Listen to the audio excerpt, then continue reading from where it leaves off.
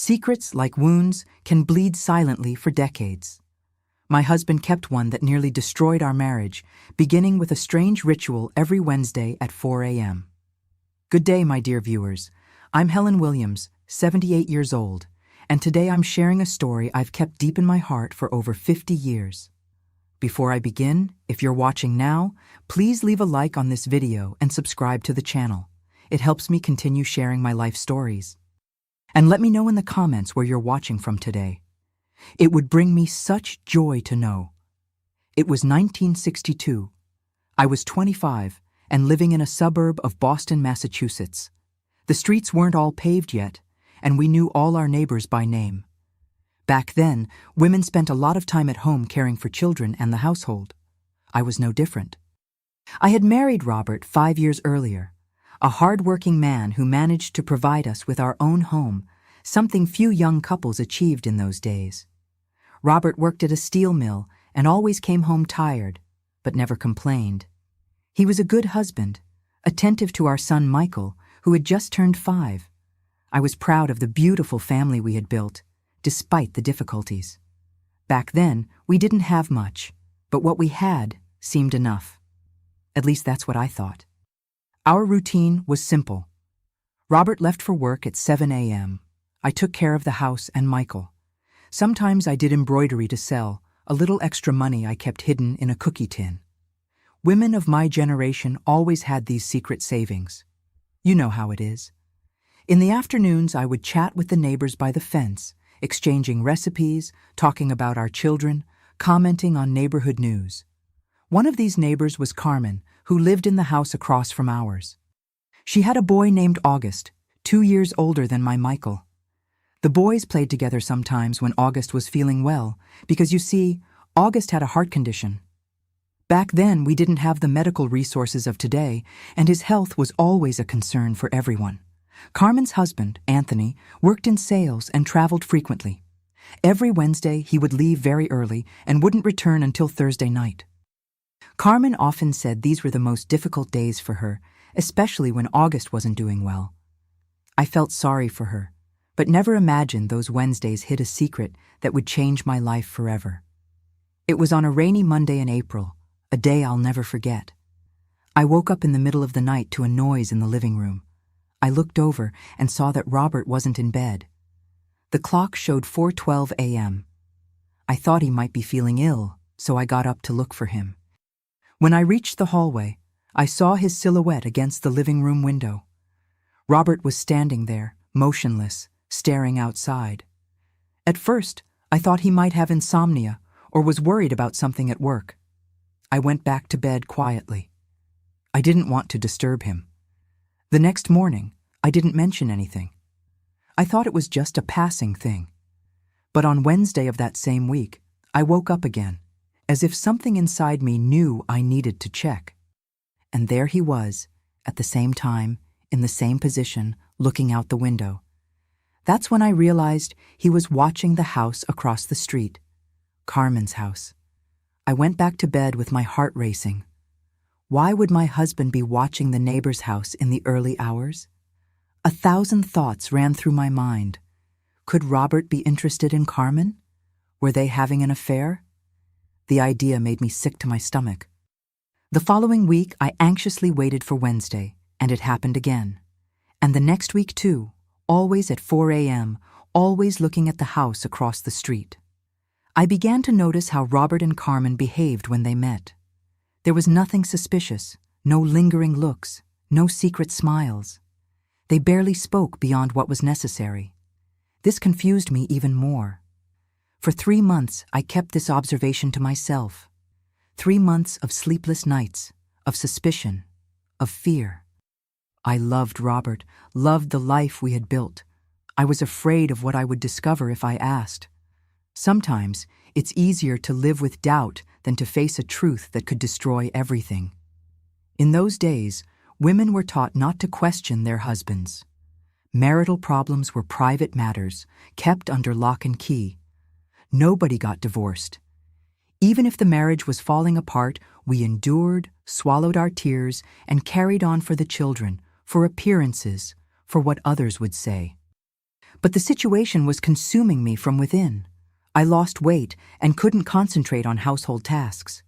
I kept looking out the window, trying to understand what was in the house across the street that attracted my husband's attention in the early hours of Wednesday mornings.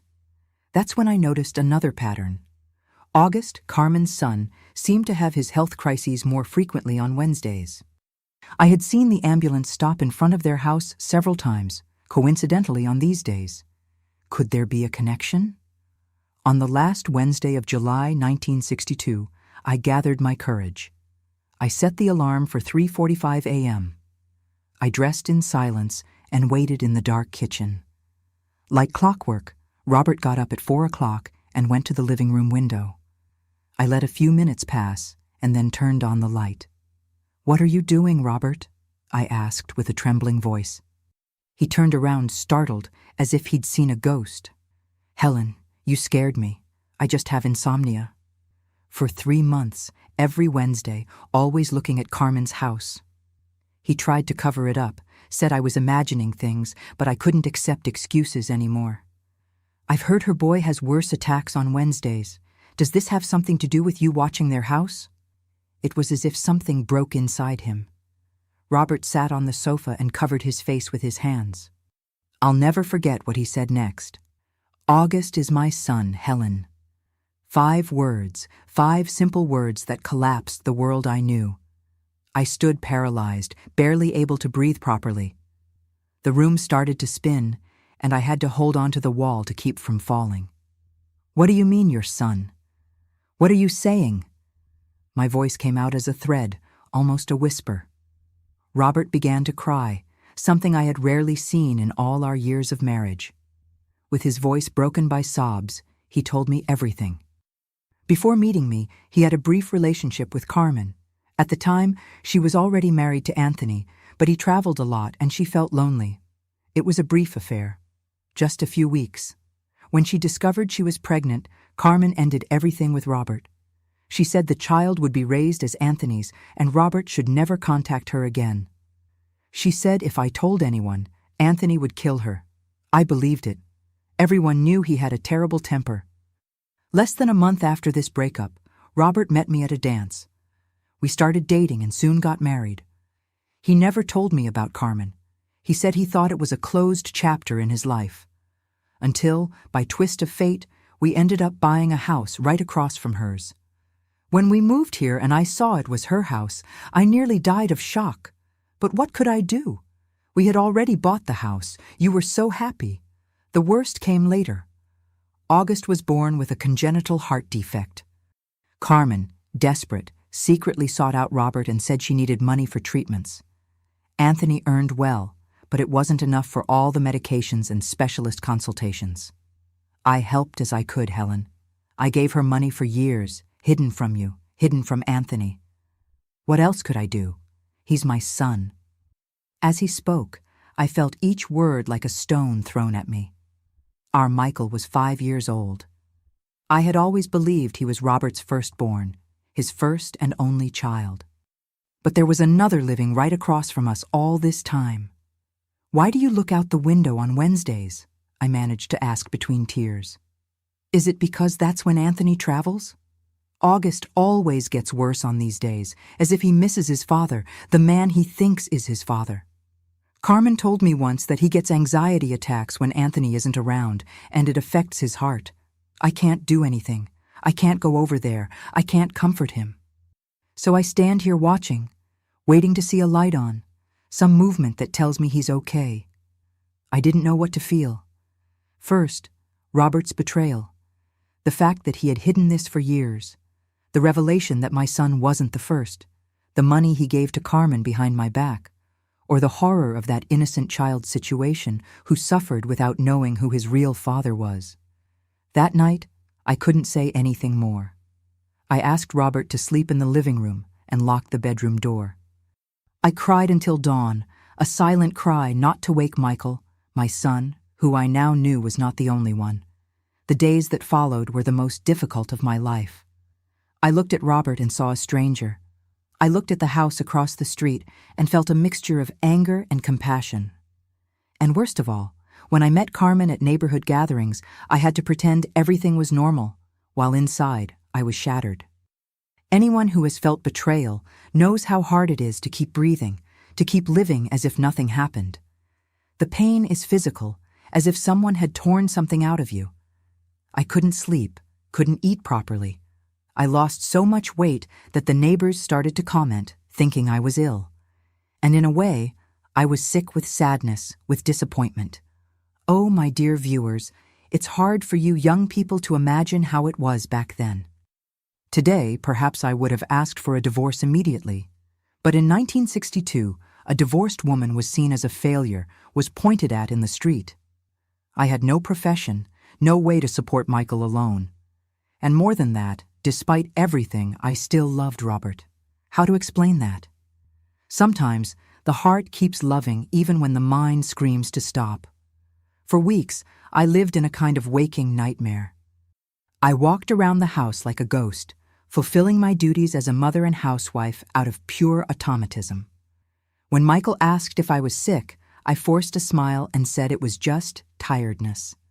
How could I explain to a 5-year-old child that his world had also been turned upside down, although he didn't know it yet? Robert tried to get close. Sometimes he came home with flowers, something he had never done before. He brought small gifts for me, toys for Michael. I know he was desperate to fix what had been broken. But how do you repair trust when it breaks? It's like a mirror. Even when glued back together, the cracks remain visible forever. The worst were the Wednesdays. I couldn't sleep on those nights anymore. I lay in bed, staring at the ceiling, knowing that Robert was in the living room, looking out the window, worried about a son he couldn't call his own. Sometimes curiosity won, and I would get up stealthily to observe him from afar. Seeing him there, so fragile, so helpless, awakened contradictory feelings in me. I wanted to hate him completely, but I couldn't. One of those Wednesdays, in September 1962, I heard a commotion in the street, sirens, raised voices. I ran to the window and saw an ambulance parked in front of Carmen's house. Robert was already at the door, wearing the first coat he found. Our eyes met. There was desperation in his. "It's August," he said simply. "I've had a bad feeling all night." I was paralyzed, not knowing how to react. Part of me wanted to say, "It's not our problem."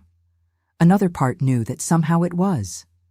August, that skinny boy with large eyes, was my Michael's half-brother. They shared the same blood, the same father, though they didn't know it. "Go," I finally said. "Find out what's happening." Robert rushed out. I stayed at the window watching.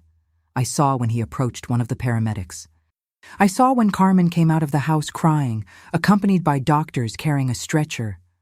On top of it, a small, motionless body that made my heart ache. I stood there immobile, watching the scene unfold as if watching a movie. I saw when they put August in the ambulance, when Carmen got in right after. I saw when Robert returned to the house with a face so pale, he looked like he'd seen a ghost. He had a cardiac arrest. His voice came out broken. They managed to revive him, but it's very serious. They're taking him to Massachusetts General Hospital. At that moment, something changed inside me. The anger was still there, the pain of betrayal too. But something else emerged, a genuine concern for that innocent child who was not to blame for anything. How will Carmen manage alone? Anthony is traveling, isn't he? I found myself asking. Robert looked at me surprised, as if he didn't expect me to care. "She's going to call her sister, but she lives far away. It will take hours to get here." I made a decision that surprised us both. "I'll get Michael ready, and we'll go to the hospital. She shouldn't be alone at a time like this." Robert's expression, a mixture of gratitude, relief, and disbelief, is something I still remember clearly. He didn't say anything, just nodded with tears in his eyes. We arrived at Massachusetts General Hospital shortly after 7 a.m. The imposing building, with its endless corridors, smelled of disinfectant and fear. We found Carmen sitting alone in the waiting room, looking smaller and more fragile than I had ever seen her. When she raised her eyes and saw me beside Robert, With Michael half asleep in my arms, her face first showed surprise, then panic. Did she know that I knew? Had Robert told her about our conversation? To this day, I'm not certain, but the way she averted her gaze, unable to look me directly in the eye, gave me the answer. I came to help, I said simply, sitting beside her. No one should go through this alone. Carmen began to cry silently, tears streaming down her pale, tired face. For a moment, I forgot all the hurt and just held her hand. Two mothers united by concern for a child.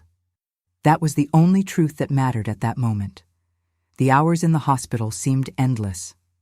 Michael ended up making friends with a nurse who gave him pencil and paper to draw.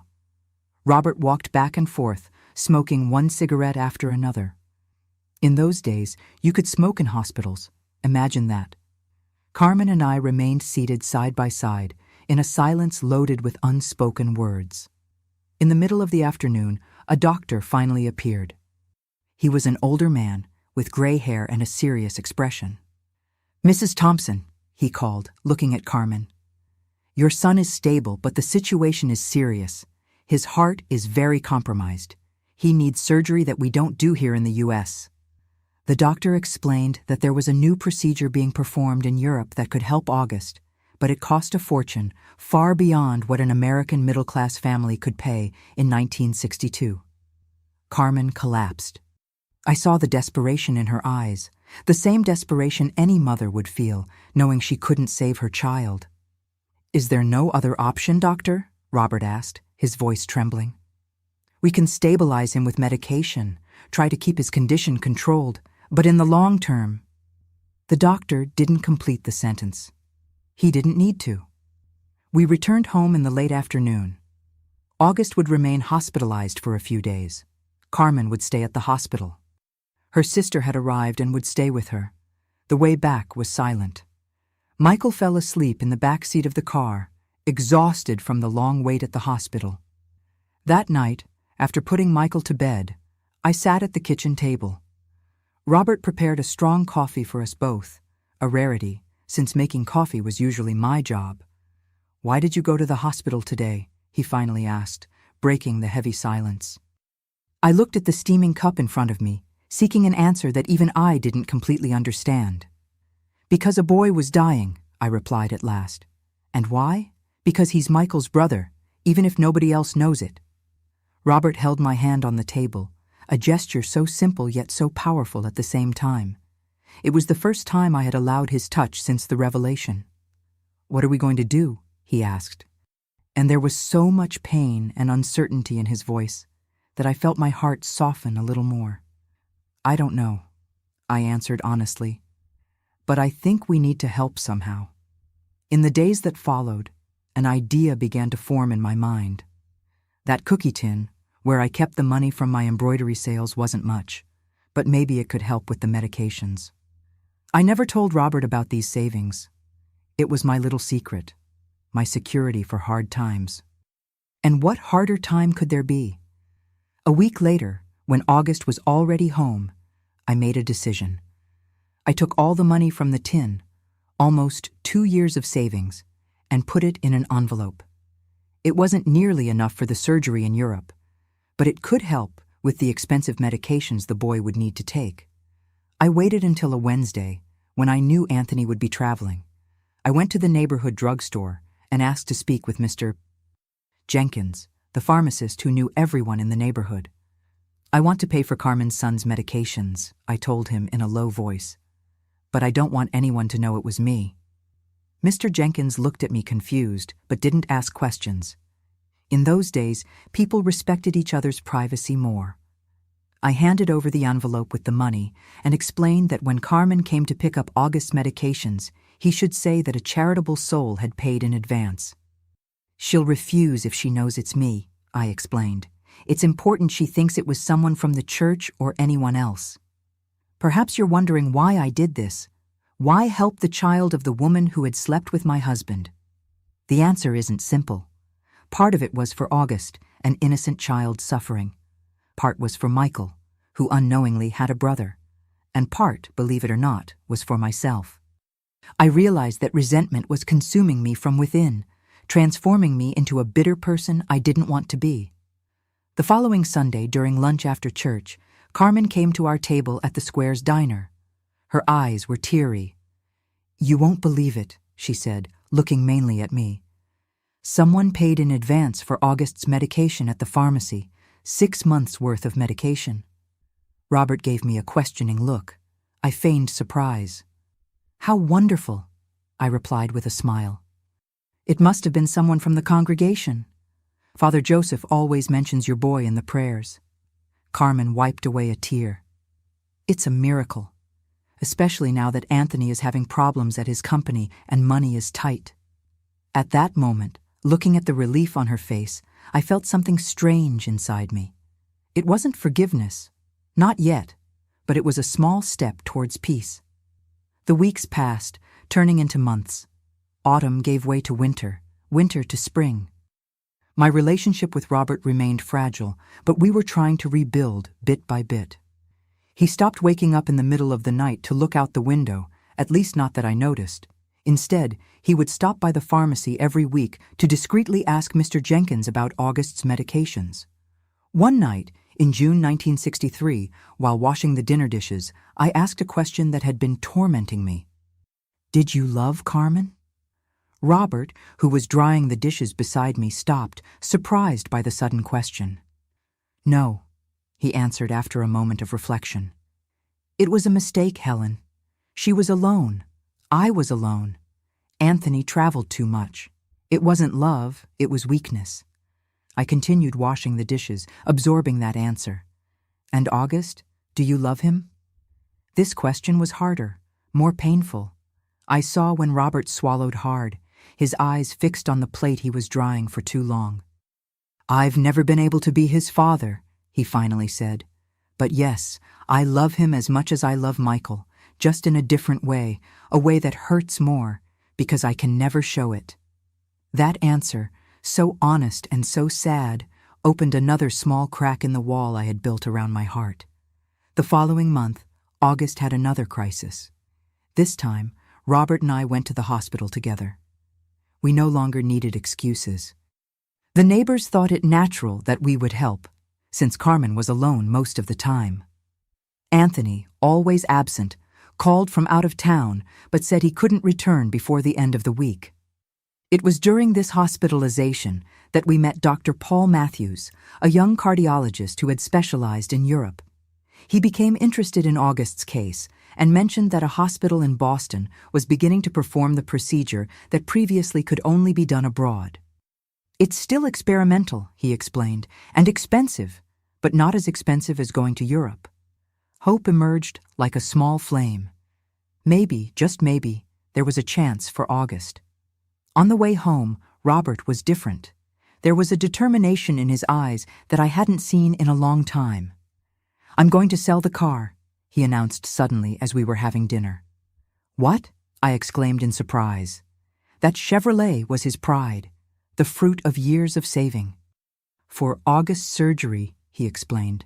"It won't be enough, but it's a start." I looked at him for a long moment. The man in front of me was no longer the irresponsible young man who had betrayed everyone's trust. He was a father willing to sacrifice everything for a son, even a son he couldn't call his own. "Don't sell the car," I said finally. "I have a better idea." The next day, I sought out my friend Constance, who worked at the town hall. I told her about August, about the surgery, about the need to raise funds. I didn't mention, of course, the boy's true relationship with my family. Constance suggested organizing a charity event with the church's support, something common in those days to help families in difficulty. And so was born the Solidarity Bazaar for Little August, held on a sunny Sunday in August 1963 in the courtyard of the main church. I donated all the embroidery I had at home. I convinced the neighbors to donate cakes and crafts. I got local businesses to offer items for an auction. Robert worked tirelessly on the organization, carrying tables, setting up booths, talking to everyone about the importance of the cause. Carmen cried with emotion, seeing the community mobilize for her son. Anthony, usually absent, attended the event and even gave an emotional speech thanking everyone. I observed Robert during that speech. There was pain in his eyes, but also a kind of dignified resignation. He would never be recognized as August's father, but he was doing everything he could behind the scenes. The bazaar was a success beyond expectations. We raised almost half the amount needed for the surgery. The rest came from an unexpected source. The company where Anthony worked organized a collection among employees. The director, moved by the story, complimented the missing amount. In October 1963, the big day arrived. August would be operated on by Dr. Paul Matthews at Massachusetts General Hospital, one of the few in the United States that performed such complex cardiac surgeries at the time. The eve was nerve-wracking for everyone. I remember preparing a food basket for Carmen to take to the hospital, since she would be there for many days. I made sure to include homemade sweets for the waiting moments. Sometimes, it's in these small gestures that we reveal more about our feelings than in grand declarations. Robert hardly slept that night. I could hear his footsteps around the house, restless. His unease was palpable, as if it were he himself who was about to be operated on. In a way, I think a part of him would be in that operating room with August, the part that could never reveal itself, that lived hidden in the shadows of our life. In the morning, Carmen stopped by our house before going to the hospital. Anthony had already taken August earlier for the initial preparations. She looked exhausted, with deep circles under her eyes betraying sleepless nights. "I can stay with Michael while you go to the hospital," I offered. It was the first time I suggested that Robert go to the hospital without me, and the look we exchanged contained an entire silent dialogue. "No," Carmen replied, surprising us. "I'd like you to come too, Helen. You've been a strength for me these months." Those words hit me in a way I didn't expect. The woman in front of me didn't know, or at least pretended not to know, that I knew the truth about August. To her, I was just a supportive neighbor, a friend in difficult times. The irony of the situation was almost too painful to bear. We left Michael with Mrs. Baker, an elderly lady who lived on the same street and always offered to look after the neighborhood children. In the car, on the way to the hospital, the silence was heavy. Carmen seated in the back, Robert driving, me beside him. A seemingly normal scene for any external observer. But among the three of us circulated an almost electric tension, made of secrets, guilt, and omissions. The hospital was packed that Monday morning. We found Anthony in the waiting room, nervously smoking one cigarette after another. He acknowledged our presence with a nod. I always thought Anthony a distant man, closed in on himself. At that moment, looking at his solitary figure, I wondered how much he really knew. Did he suspect? Did he, like me, prefer to live with doubt rather than face a devastating truth? The wait for surgery was endless. 6 hours that felt like 6 days. Carmen prayed softly, holding a rosary between her trembling fingers. Anthony alternated between nervous walks down the corridor and cigarettes hastily smoked in the outdoor area. Robert remained seated, motionless like a statue, his gaze fixed on the door through which the doctors would eventually emerge. I observed everyone, feeling simultaneously part of and alien to that family drama, like a piece that doesn't fit perfectly in the puzzle, but that can't be removed without everything collapsing. So many unspoken truths hung in the air of that waiting room. So many words choked in all our throats. Finally, Dr. Paul Matthews appeared, still wearing his surgical cap. His young face looked tired, but there was a gleam in his eyes that made my heart leap. The surgery was a success, he announced. And it was as if the entire room breathed in unison for the first time in hours. August responded very well to the procedure. He's a strong boy. Carmen collapsed in tears in Anthony's arms, who seemed to have aged 10 years that day. Robert turned his face to hide his emotion, but I could see the tears that silently streamed down. As for me, I felt such relief that my legs weakened, and I had to sit down. The doctor explained that August would stay in the ICU for a few days, then be transferred to a regular room. Recovery would be long, but the prospects were encouraging. For the first time in years, there was real hope that he could have an almost normal life. "You have a very brave boy," said Dr. Matthews before leaving. "He's going to need all your support in the coming months." That phrase, "all your support," echoed in my mind throughout the journey back home. Who was the you in this story? Anthony, the father on record; Carmen, the mother who kept the secret; Robert, the biological father who observed from afar; or me, the stranger who knew everything and chose to help instead of destroy? The following months were of slow recovery for August. He returned home after 3 weeks in the hospital, still fragile, but visibly better. Color had returned to his face, and for the first time since we had known him, he could play without getting tired after just a few minutes. Our routine adjusted to include frequent visits to the house across the street. Michael and August became closer friends, sharing toys and comic books. Observing them together was a bittersweet experience for me. Two brothers who would never know they shared the same blood. Robert assumed the role of uncle to August, taking the boys fishing at the river on Sundays, teaching them to fly kites, helping with schoolwork. It was the maximum expression of fatherhood he could display without raising suspicions. I could see the joy in his eyes when August ran to hug him, affectionately calling him Uncle Bob. Carmen and I developed a strange friendship, built on half-truths and eloquent silences. We never spoke openly about the past, about what had happened before I came on the scene. There were moments, however, when our gazes crossed over the heads of the boys playing, and I was certain she knew that I knew. It was a tacit agreement to preserve the peace, to protect the children, not to dig up what was already buried. Anthony continued to travel a lot, but I noticed he began to dedicate more time to August when he was home. Perhaps the near loss of his son had awakened something in him. Or perhaps deep down, he also suspected the truth, and was, in his own way, marking his territory. I'll never know for sure. In July 1964, we organized a big party to celebrate August's birthday. 1 year after the surgery, he was practically recovered. He still needed to take medications and have regular checkups, but he was essentially a normal 9-year-old boy. The transformation was almost miraculous. The party took place in our backyard, which was larger than theirs. Robert built a swing specially for the occasion, and I spent days preparing sweets and snacks. We invited all the neighborhood children, August's schoolmates, friends, and relatives of the family.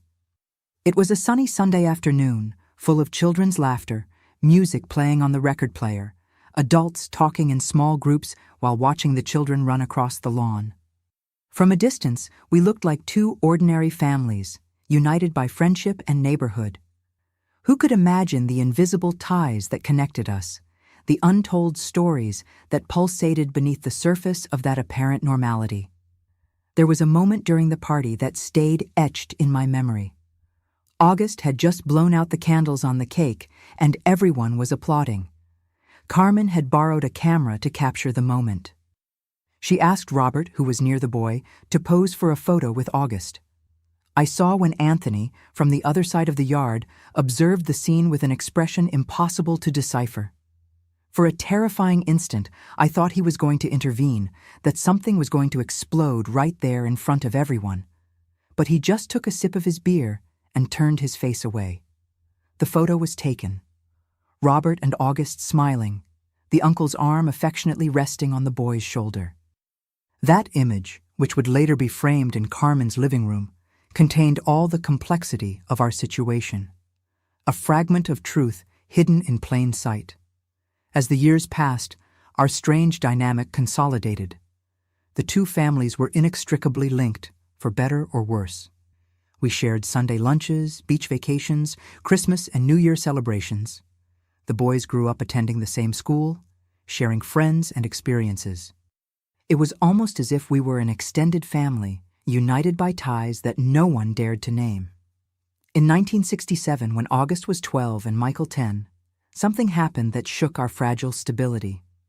Anthony received a job transfer offer to San Francisco. The company he worked for was expanding and offered him a management position in the new branch, a significant promotion he couldn't refuse. The news fell like a bomb in our lives. The idea of August moving far away was devastating for Robert. For years, he had built his veiled fatherhood through proximity, through small daily interactions, through constant presence. How could he maintain this bond with hundreds of miles of distance? I remember the night when Robert came home after Carmen gave the news. He seemed to have aged 10 years in a single day. "They're moving at the end of the year," he said with a choked voice, sitting heavily at the kitchen table. "Anthony has already accepted the position." I served him a cup of strong coffee, saying nothing. What could be said? What right did we have to interfere in that family's life? What argument could we use to ask them to stay without revealing the truth we had tried so hard to keep buried? The months leading up to the move were marked by a silent sadness in our house. Robert spent more time than ever with August, teaching him to play baseball, helping him with school projects, taking him fishing on weekends. It was as if he was trying to compress years of fatherhood into a few months, to store enough memories to fill the void that would come. Michael also suffered, without completely understanding why his friend's departure affected his parents so much. "Can we visit them in San Francisco, can't we?" he asked innocently. "Or can they visit us during vacations?" We said yes, of course, we would keep in touch, but all the adults involved knew it wouldn't be the same. The distance would change everything. The boys would grow up separated, follow different paths. The fragile balance we had built over the years would be broken forever. One night, about a month before the scheduled moving date, Robert came home agitated, with a strange gleam in his eyes. "What if we moved too?" he asked abruptly while I was washing the dinner dishes. "To San Francisco, I mean. There are steel mills there too. I could get a job." The suggestion caught me completely unprepared. Leave our house, our jobs, our life in Boston to follow August's family. It was an absurd idea. And yet, looking at Robert's hopeful expression, I understood the desperation that motivated him. "Robert," I replied softly, drying my hands on the apron, "think carefully about what you're suggesting. We have a life here. Michael has his friends, his school. I have my work with the embroidery. You have stability at the mill. Moving to San Francisco would be starting from scratch, with no guarantees." "But August," he began, and didn't need to finish the sentence. "August has a father and mother," I completed. And I saw the pain my words caused. "Anthony has been a good father to him all these years. He'll be fine." It was harsh, but necessary. Sometimes love means letting go, even when every fiber of your being wants to hold on. The night before their departure, Carmen came to our house after the boys were already in bed. I never saw her so nervous, twisting a handkerchief between her fingers as she sat at our table. "I need to talk to you both," she said, her voice almost a whisper. About August. That night changed everything again. Carmen was sitting at our table, trembling like a leaf in the wind, while Robert and I waited in silence for what she had to say. The wall clock showed almost midnight, and the only sound was the ticking, marking the seconds of that moment that would forever remain in our memories. "Anthony knows," she finally said, the words coming out as if they were being torn from her. "He's always known that August isn't his son." The revelation hung over us like a heavy cloud. Robert visibly paled, his hands gripping the edge of the table so hard that his knuckles turned white. As for me, I felt a chill run down my spine. All these years, all the interactions, all the Sundays shared. And Anthony knew? "What do you mean?" "He always knew," Robert managed to ask, his voice hoarse. Carmen took a deep breath, as if gathering courage. "From the beginning, I told him when I found out I was pregnant. I thought about hiding it, but I couldn't. I thought he would throw me out of the house, ask for a divorce, but that's not what happened." She told us that Anthony, after the initial shock and a few days of silent fury, decided to forgive and accept the child as his own. The condition was that the real father would never be revealed, that the affair would remain buried in the past. They would move to a different neighborhood, start a new life away from Carmen's lover. "But then," I said, trying to understand, "why did you move precisely to the house across from ours? if Anthony knew about Robert. Carmen lowered her eyes. It was a coincidence at first. When I realized Robert lived here, it was too late. We had already bought the house.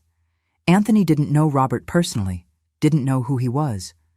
When I finally understood the situation, I was afraid to say anything. I thought if we moved suddenly, it would raise suspicions. She paused, taking a sip of the water I had served. And then August got sick, and we needed help. I told Anthony that Robert was willing to help financially, without raising questions. To my surprise, he accepted. He said August's well-being came first. It was then that I understood. All these years, there hadn't been just one secret being kept, but several. Layers and more layers of untold truths, silent agreements, survival pacts. It wasn't just Robert and I hiding what we knew from Carmen and Anthony. It was also them hiding what they knew from us, and perhaps even from themselves. "Why are you telling us this now?" I asked, though I already suspected the answer. "Because we're leaving," Carmen replied, tears finally falling, "and because Anthony wants August to know the truth when he turns 18. He thinks the boy has the right to know his story, his origins. I wanted you to know that there will be a time when the secret will no longer be a secret." Robert looked stunned, unable to fully process what he was hearing. "He wants me to talk to August, to introduce myself as his father?" Carmen nodded slowly.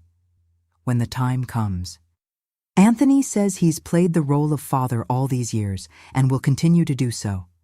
But he doesn't want August to live in ignorance forever. It's the boy's right to know." We remained silent for a long moment, absorbing the weight of those words. The idea that in a not-so-distant future the truth would come out was simultaneously liberating and terrifying. What would this mean for all of us? For Michael, who would discover he had a brother? For August, whose identity would be completely reshaped? Before leaving, Carmen handed us an envelope with their new address in San Francisco and their phone number. "Anthony suggested that you visit from time to time. It would be good for August to maintain contact with Uncle Bob." When the door closed behind her, Robert and I looked at each other in silence. Something fundamental had changed that night. The weight of the secret felt different now, shared in a way we never imagined possible. The next morning, we helped load the last boxes onto the moving truck. August and Michael said goodbye with the sadness typical of children, intense, but not yet completely understanding the finality of adult separations. They promised to write letters, exchange baseball cards by mail, maintain their friendship despite the distance. When the truck finally departed, taking with it such a significant part of our lives, I stood beside Robert on the sidewalk, watching until it disappeared around the corner. He didn't cry, but there was a quietness in his face that spoke more than any tears. "Shall we visit them for Christmas?" I said, squeezing his hand. It wasn't a question. The years that followed brought changes no one could have foreseen. America entered deeper into the Vietnam War. The news was filtered, freedoms restricted, fear hung in the air like an insidious perfume. Robert was laid off from the steel mill in 1969 when he participated in a strike. He was unemployed for almost 6 months before getting a position at a smaller factory with reduced pay. Despite the financial difficulties, we kept our promise to visit August's family regularly. At first, we went to San Francisco twice a year during the July school vacation and at Christmas. As the economic situation became more complicated, we reduced to one annual visit, but we never stopped going. Anthony always received us with a formal cordiality that to outside eyes might have seemed just the politeness between old acquaintances. But there was a silent understanding between the 3 adults in the situation, an unspoken pact of peaceful coexistence for the good of the children. Observing Robert and Anthony talking about baseball or politics, sitting on the porch with their beers, was witnessing one of the strangest and most complex human negotiations I've ever seen. 2 men who loved the same son, each in his own way, finding a way to share this fatherhood without ever mentioning it. August grew up strong and healthy, the surgery having corrected much of his heart problems. He became an intelligent and sensitive teenager, passionate about literature and music. Michael, in turn, followed more in his father's footsteps, skilled with his hands, interested in mechanics and construction. It was fascinating to observe how two brothers who didn't know they were brothers could be so different and yet develop such a strong bond in the few weeks they spent together each year. In 1973, when August turned 18, we anxiously awaited the moment of revelation. Robert spent sleepless nights, mentally rehearsing what he would say, how he would explain the choices of the past, how he would ask forgiveness without seeming to be seeking a place he had never officially occupied.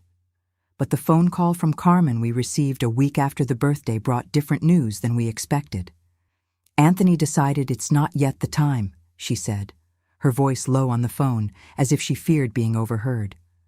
"August is about to take his college entrance exams. It's a crucial moment. Anthony thinks the truth could destabilize him now." Robert was devastated, though he tried not to show it. Part of him had prepared for years for that moment of recognition, to finally be able to say, "I am your father." To have this possibility again postponed to an indefinite future was like losing his son a second time. "He has the right," Robert murmured that night as we prepared for bed. "Anthony has the right to make that decision. He's been a father for 18 years. I've been just a shadow." Despite the disappointment, we continued our routine of visits. August entered college, determined to become a teacher. Michael finished high school and began working with Robert in the auto repair shop he had managed to open after years of saving. Our life followed an apparently normal course, but always with that underlying expectation, that dormant truth that could awaken at any moment. In 1976, when August was in his last year of college, we received the news that would once again change the course of our lives. Anthony had been diagnosed with advanced lung cancer. The doctors gave him no more than 6 months to live. We traveled to San Francisco as soon as we heard. Anthony was unrecognizable, thin and jaundiced, the disease consuming him rapidly. Despite his condition, he insisted on speaking with Robert alone. The two men shut themselves in the small office of the apartment for almost 2 hours. I never knew exactly what was said in that conversation, but when Robert came out, his eyes were red and there was a new determination in his bearing. "Anthony wants to tell the truth to August before he passes," he informed me that night in the hotel room where we were staying. "He wants me to be present. Says it's time for all secrets to be revealed." The moment we had so long awaited and feared would finally arrive, but not in the circumstances anyone might have wished. There would be no celebration, just the solemnity of imminent death hanging over the revelation. The conversation happened 2 weeks later, when we returned to San Francisco. Anthony had worsened considerably in this short period. He was bedridden, needing oxygen to breathe. Even so, he insisted on being seated in the living room when August arrived from college. Carmen, Robert, and I waited in almost absolute silence, each lost in our own thoughts. The sound of the key in the lock startled us all. August entered, surprised to find us gathered with such grave expressions. "What happened, Dad? You should be in bed," he said immediately, concerned about Anthony. "Son," Anthony replied with a weak voice, "there's something important I need to tell you. Something I should have told you a long time ago." I stayed in the kitchen with Carmen during the conversation. It wasn't our place to be present at that moment between the three men. The father who raised, the biological father, and the son who didn't know he had two fathers. We could occasionally hear murmurs, August's voice rising in shock or confusion, then long periods of silence. After what seemed like an eternity, Robert came to call us. We found August sitting next to Anthony, holding his hand, silent tears streaming down both their faces. When he saw us, the young man stood up and walked directly to Robert, facing him with an intensity that broke my heart. For a terrible moment, I thought he was going to explode in anger, reject the man who had been his biological father in secret all his life. Instead, August did something none of us expected. He hugged Robert tightly, as he had never done before. "Thank you for saving my life," he whispered, referring not just to the surgery years ago, but to all the silent support, the constant presence, even if distant, the discreet but unwavering love. In that embrace between father and son, I witnessed the dissolution of decades of secrets. I saw how the truth, even when painful, can also be liberating. I saw two men beginning to rebuild their relationship on new foundations. No longer uncle and nephew, but father and son, finally recognized by each other.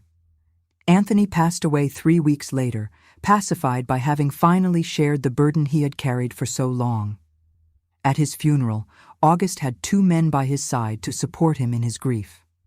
Robert, his newly discovered biological father, and Michael, the brother he had just come to know as a brother. The months that followed Anthony's passing were a period of profound transformations for all of us.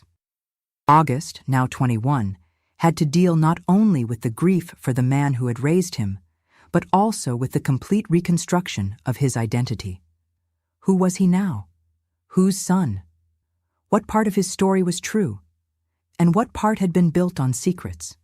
Carmen faced her own challenge, learning to live without her husband, who, despite everything, had been her companion for more than 2 decades. And there was also the guilt, the weight of having been the origin of that entire web of complications.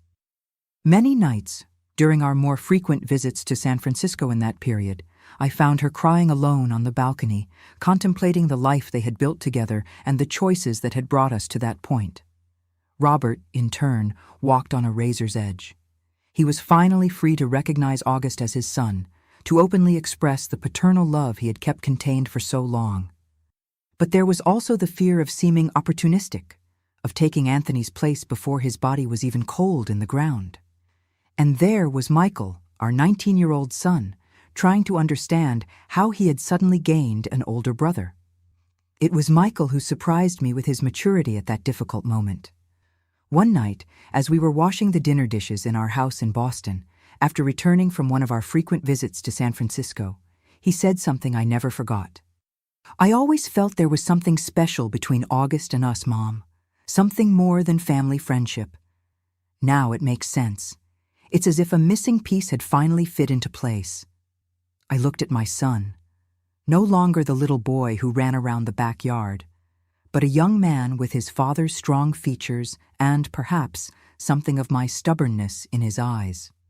At that moment, I understood that, despite all the lies and omissions, we had done at least one thing right. We had raised a son capable of understanding and forgiveness. "Aren't you upset?" I asked hesitantly. "To discover that your father had another son before you? That we hid this for so long?" Michael dried his hands on the dish towel before responding thoughtfully. "I'd be lying if I said I wasn't shocked at first, but the more I think about it, the more I realize you did what you believed was best for everyone. And look at August. He's an amazing guy. How can I be upset about having him as a brother?" That conversation was like a balm for my tired heart. If Michael, at 19, could find room for understanding and acceptance, perhaps there was hope for all of us. The year 1977 brought news that no one could have predicted. August, recently graduated, received an offer to teach Portuguese and literature at a school in Monterey. It was closer to us than San Francisco, an opportunity to start again in a new place, but still close enough to maintain frequent contact with Carmen and with us. Robert could hardly contain his joy when August called us with the news. The idea of having his son closer, of being able to build a more present relationship after so many years of distance, was like a dream he had never allowed himself to fully have. "Do you think he's coming because of me?" he asked me one night, his voice laden with hope and insecurity. "Or is it just the job opportunity?" "Probably a bit of both," I answered honestly. "And isn't that wonderful? It means he wants to get to know you better, that he's open to this new relationship, but also that he's independent, that he's following his own path."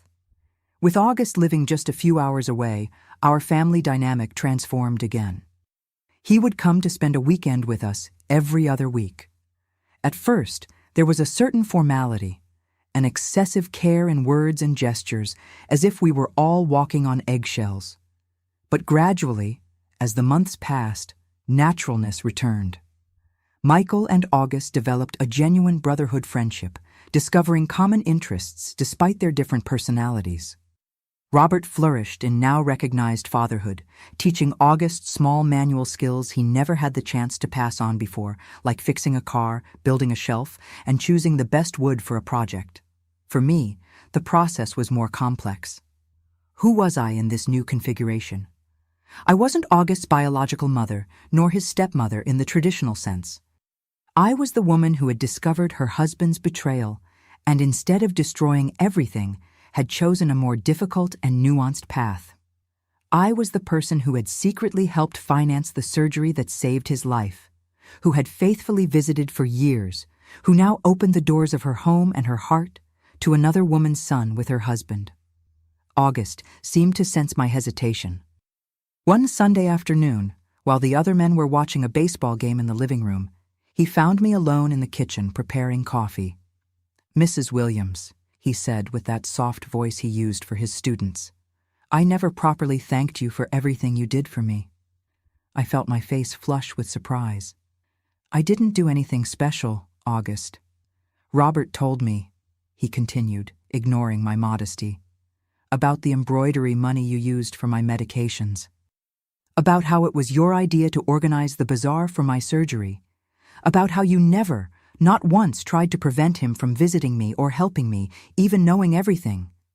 I was speechless, my hands trembling slightly as I arranged the cups on the tray. "You could have destroyed everything," he continued. "You could have told the truth, exposed my mother, pushed Robert away. It would have been your right. Instead, you chose the hardest path." "Why?" The question hung between us, demanding an honesty I rarely verbalized even to myself. "Because there was much more at stake than my wounded pride," I finally answered.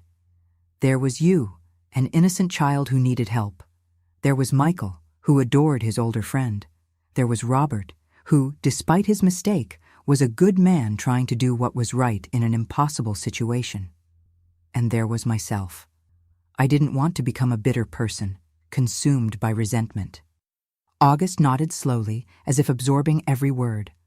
Then, in a gesture that caught me completely by surprise, he leaned over and kissed my forehead, the kind of kiss a son gives his mother.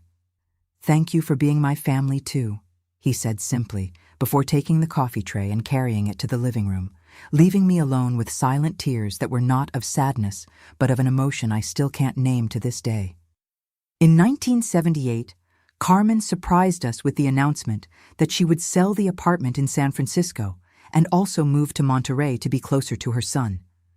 At first, I was apprehensive.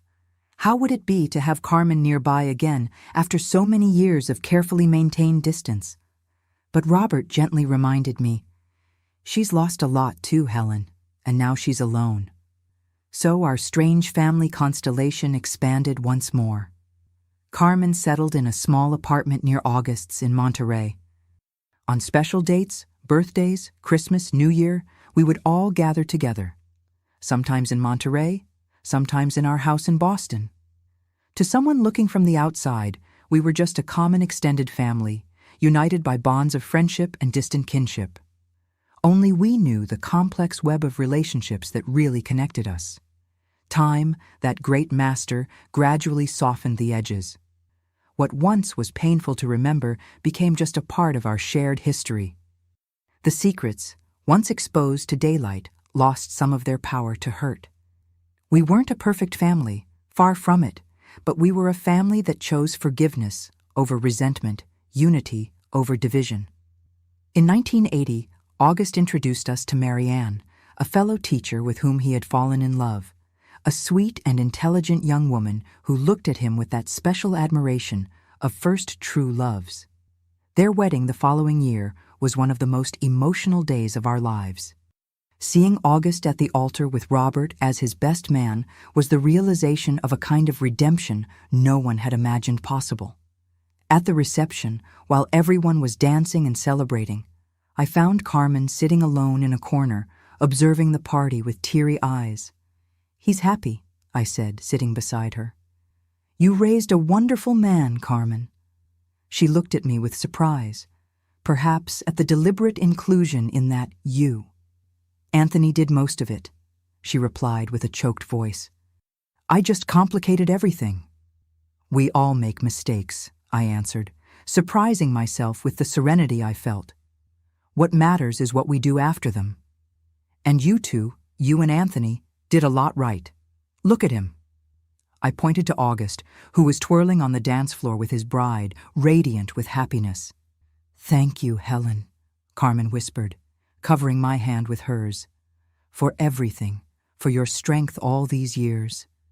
It was the first time we exchanged a truly affectionate gesture, without the weight of secrets between us. We weren't friends in the conventional sense, we never would be, but we had reached a kind of peace that had seemed impossible on that distant night in 1962, when I discovered Robert looking out the window at 4 a.m. In 1983, Caroline was born, August and Marianne's first daughter, Robert's first granddaughter, although technically Michael still didn't have children. Seeing my husband holding that little baby in the hospital, undisguised tears streaming down his wrinkled face, was one of the most profound moments of our life together. All the pain, all the sacrifices, all the complications seemed worth it in that simple moment of pure joy. Caroline was followed by Edward 2 years later, and then, in 1986, Michael finally married Denise, his longtime girlfriend. Their first child, Lucas, was born the following year. Our family continued to grow, to branch in new directions, creating new bonds that no longer depended on the secrets of the past. Wednesdays were never again a particularly tense day in our house. Robert no longer needed to wake up in the early hours to look out the window. He could simply call his son and ask how he was doing. The secret ritual that had initiated this entire journey had become just a distant memory, a story we would tell our grandchildren when they were old enough to understand. And now, sitting here at 78, looking back at all the tortuous paths that brought us to this moment, I can't help but marvel at the human capacity to overcome, to forgive, to build something beautiful from the ashes of pain. Robert passed away 5 years ago, peacefully in his sleep. August and Michael were both by his side in the hospital during his final days. Carmen left us last year after a long battle with Alzheimer's. But their legacy, the complex, imperfect, but true love they shared, continues alive in the new generations of our family. Caroline, Edward, Lucas, and their cousins grew up knowing they are family, without the secrets that separated their parents for so long. They know the complete story now, told gradually in age-appropriate parts, always with emphasis not on the mistakes, but on the redemption that came afterward. It's important for them to know where they came from, to understand that families can take unexpected forms, that true love sometimes requires sacrifice and forgiveness. When I look back at that 25-year-old Helen who discovered her husband watching the house across the street at 4 a.m., I hardly recognize myself. Such naivety, such pain still to come, but also how much unexpected joy, how much depth, how much true life that discovery would bring with it. Some might say I was weak for not having put an immediate end to that situation, for not having demanded definitive choices, for not having drawn clear lines in the sand, perhaps. But life rarely fits into neat categories of right and wrong. In the complexity of human feelings and circumstances, sometimes the most courageous act is precisely to refuse the simple and obvious solutions, and instead build something new and indefinable from the broken fragments of what already existed. If I could speak to that young Helen now, I would tell her, hold tight. The path will be long and often painful. There will be days when you'll question all your choices. But in the end, looking back, you'll see that you were part of something extraordinary, a story of redemption that spans generations. And isn't that, after all, what we all seek? Not just to live our small individual lives, but to be part of something greater, something that continues long after we're gone. Through all the complications, all the pains and joys, we managed to create a true family, not defined by blood or legal documents, but by stubborn love that refused to give up, even when it would have been easier to do so. That skinny boy with big eyes, who once struggled to breathe with his fragile heart, is today a respected man, a university professor, a loving father and grandfather. And he carries with him not just Robert's genes, but also Anthony's kindness, Carmen's strength, and perhaps, I hope, a bit of the resilience I tried to demonstrate throughout all these years. And that, my dear viewers, is the true miracle that happens when we choose love, even when it would be easier to choose hate. When we look at life not as a series of rigid rules to be followed, but as a shared journey of imperfections, forgiveness, and second chances. So, if there's one lesson I'd like to leave you with today, it's this. Don't fear the complexity of love. Don't rush to judge others' choices or even your own. Sometimes the most difficult path, the one that seems impossible to navigate, is exactly the one that will lead to the most unexpected blessings. And now, before ending this story, I want to thank all of you who have accompanied me this far, who have allowed me to share this very intimate and complex part of my life. Always remember, it's not the secrets that define us, but what we choose to do when they finally come to light. If this story touched your heart in any way, please leave a like on this video and subscribe to the channel for more stories like this. Your comments also mean a lot to me. Let me know what you felt while listening to my story and where you're watching from today. Thank you for joining me on this journey of memories, and until the next video.